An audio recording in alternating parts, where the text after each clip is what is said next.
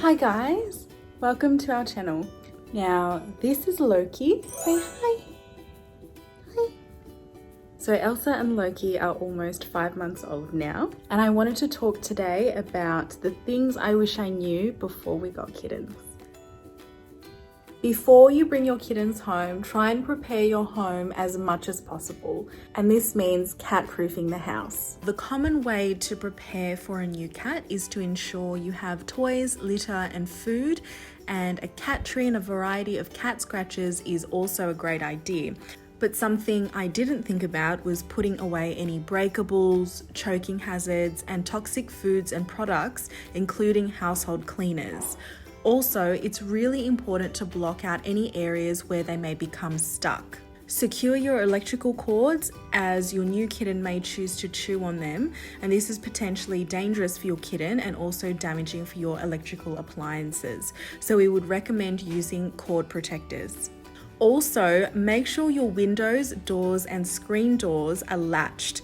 Kittens and cats are very intelligent, and before you know it, you may find that they've slipped out of said window or door.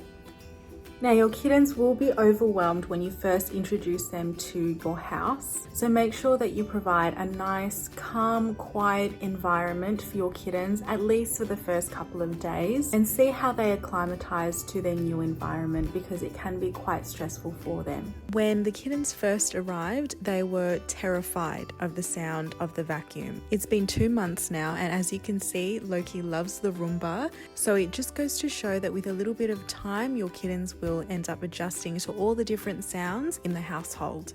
So after you get kittens, your life will almost certainly revolve around them.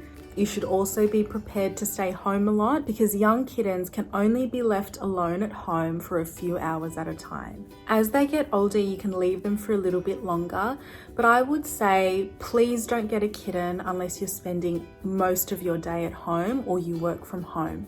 It's really important for your new pet to have a full examination when you first get them, so you know if they're in good health and if they have any medical conditions you need to be aware of, and also for vaccinations, fleeing and worming. It's really important to be mentally, emotionally and financially prepared for these vet visits. We also had no idea how common cat flu is, so make sure you read up about that. Our kittens had calcivirus, which is a type of cat flu. It's less severe than the herpes virus, but we did notice that they had runny noses, they were sneezing. They also weren't their playful selves, and they were sleeping most of the day. When we took them to the vet reassured us that they're fine and they're well enough to get their vaccinations, but if they were a little bit more unwell, we would have to delay their vaccinations.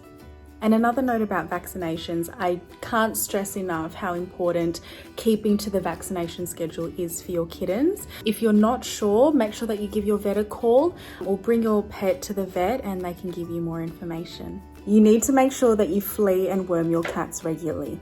Now we use Revolution for kittens, and now we've transitioned over to Revolution for cats because our cats are getting quite large and quite heavy. Oh my God. So it's very important to know the fleeing and worming schedule.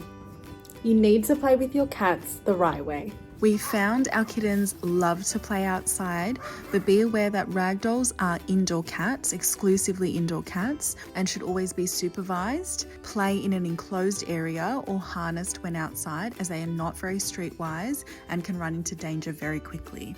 So play is supposed to mimic hunting, because the raw cat hunts for prey. So try to move toys in a way that mimics their prey. Cats also need to play for physical and mental stimulation. This also helps avoid obesity and aggressive or destructive behavior due to boredom and frustration. And generally, play should occur a few times a day, especially prior to feeding. And for us, it lasts around 5 to 15 minutes, but at night they go a bit more crazy and play can last a lot longer.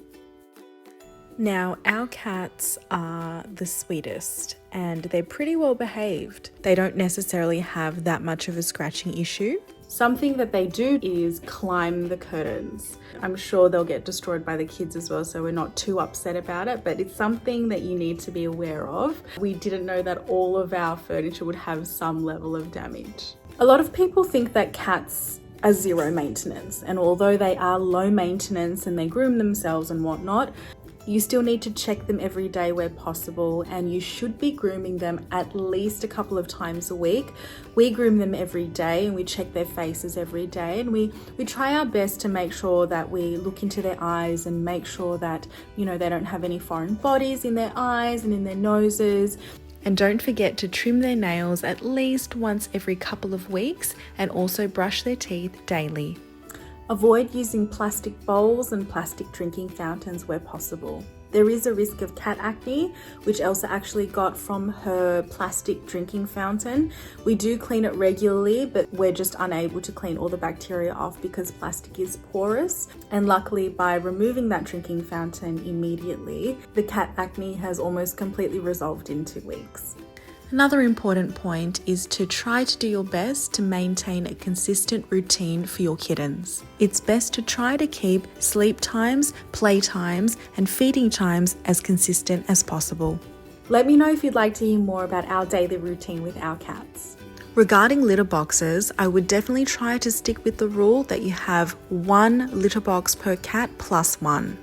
Now we have 2 closed litter boxes and 1 open litter box.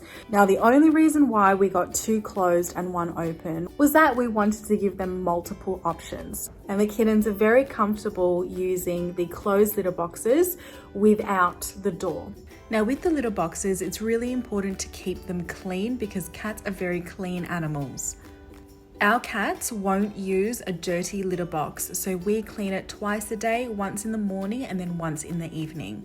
We also do a deep clean once a week. Regarding the actual litter, we knew that Breeder's Choice was very popular, so we actually got Breeder's Choice initially, and we also tried a popular clumping litter, but they were sneezing a lot with the clumping litter, and they just looked visibly uncomfortable every time they used the clumping litter, even though it was actually a lot easier for us to clean and a lot more cost effective for us. So this just highlights that regardless of how a product is rated, all that matters is that the kittens like the product. So everything we did was very kitten centric. So I guess our number 1 tip is to make sure that you educate yourself. You just want to give them the best chance possible at living a healthy life.